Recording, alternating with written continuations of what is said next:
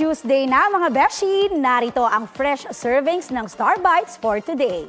Una sa listahan, emosyonal ang cast ng Voltes 5 Legacy sa last taping day ng Kapuso Action Drama Series.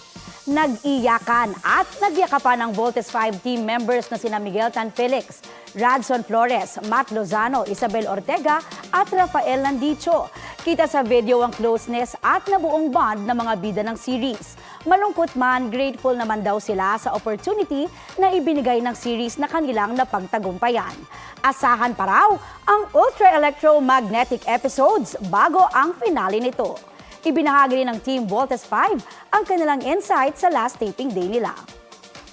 Doon talaga nag-sink in na, oh my gosh, tapos na, this journey is officially done. Lungkot ko po, kaya nga po nung last day, kahit ipasuot sa amin yung flight suit, okay lang po sa amin kahit mainit. May fulfillment din kasi super tagal na po kasi namin to ginagawa mga 3 years na. Mga kapuso, para sa mga maiinit na balita, mag-subscribe sa GMA Integrated News sa YouTube. Sa mga kapuso abroad, subaybayan niyo po kami sa GMA Pinoy TV at sa www.gmanews.tv.